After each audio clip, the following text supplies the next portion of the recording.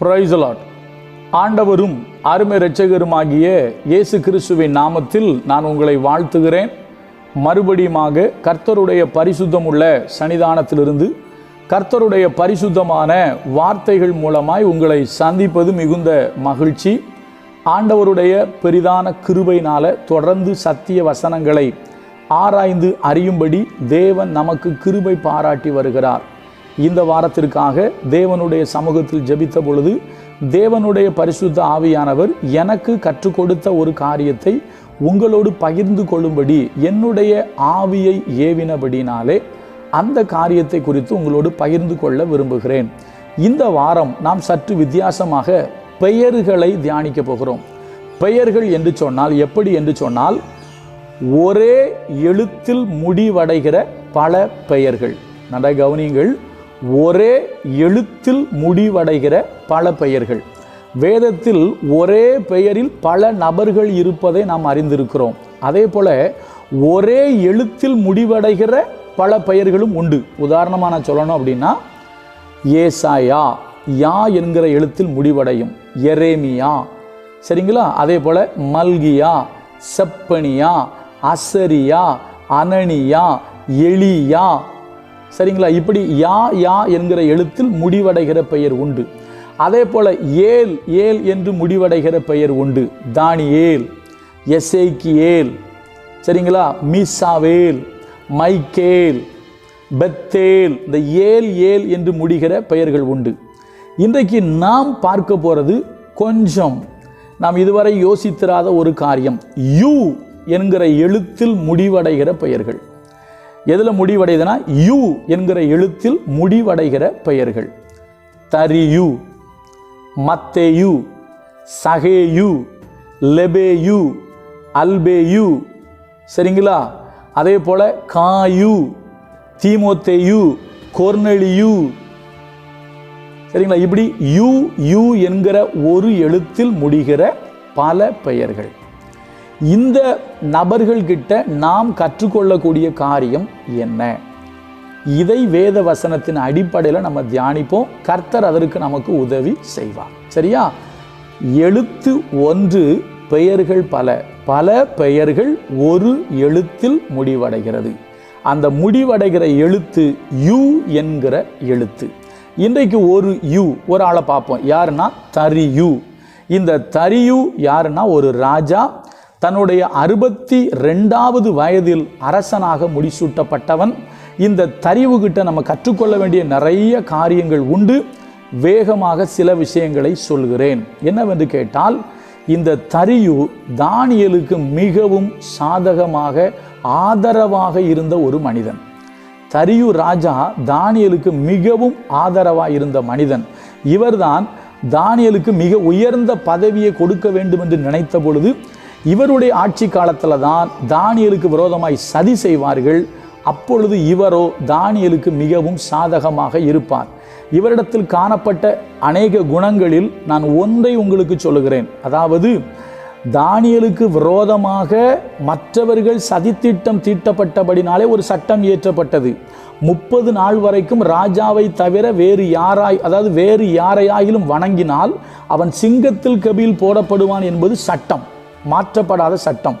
இப்போ நீங்கள் பாருங்க, தானியேல் இதில் சிக்கின உடனே தானியேலை விடுதலை ஆக்குவதற்கு ராஜா பிரயாசப்படுவார். அப்போ அவங்க சொல்லுவாங்க, இந்த சட்டத்தை யாரும் மாற்றக்கூடாது அப்படிம்பாங்க.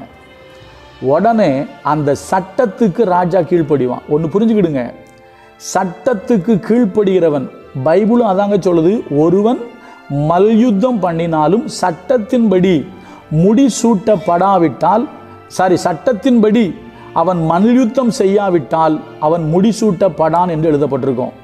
ஒருத்தன் மல்யுத்தம் பண்ணான்னா அதை சட்டத்தின்படி செய்யணும். சட்டத்தை மீறி செயல்பட்டால் அது செல்லாது. இப்போ இந்த ராஜா, இவன் ராஜாவா இருந்தாலும் சட்டத்துக்கு கீழ்ப்படிஞ்சான். சரியா? அப்போ தானியேலை சிங்கக்கவியில போடணுங்கிற சட்டத்துக்கு பத்திரத்துக்கு கையெழுத்து வச்சது இவன் தான். அப்போ இவன் அதை மீற முடியாது. அப்போ சட்டத்துக்கு அவன் உட்படுறான்.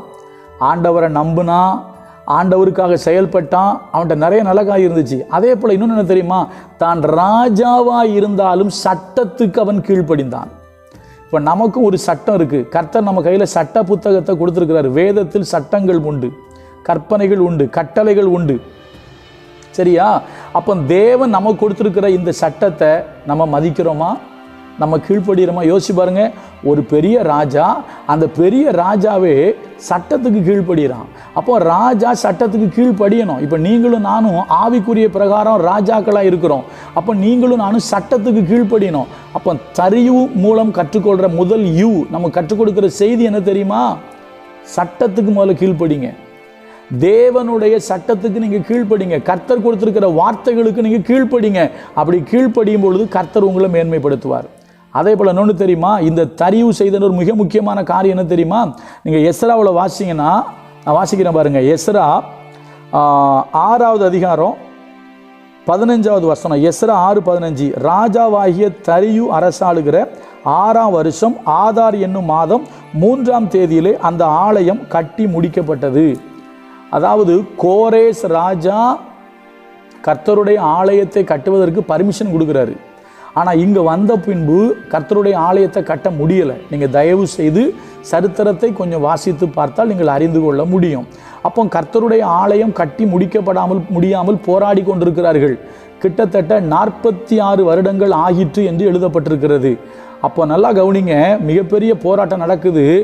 ஆலயம் கட்ட முடியாமல் ஜனங்கள் பாடுபடுகிறார்கள், போராடுகிறார்கள். கர்த்தர் ராஜாக்களை தள்ளி ராஜாக்களை ஏற்படுத்துகிறவர் இல்லையா?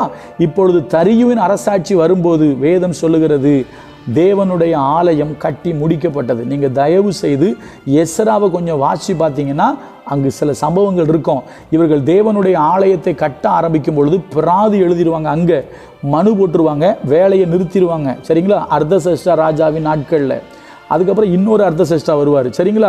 அதுக்கப்புறம் தான் தரியு வருவார். இந்த தரியுடைய ராஜ்யபார காலத்தில் தான் கர்த்தருடைய ஆலயம் கட்டி முடிக்கப்பட்டது. சரியா? அப்போ இந்த தரியுகிட்ட இருந்து நிறைய விஷயங்களை கற்றுக்கொள்ளலாம்.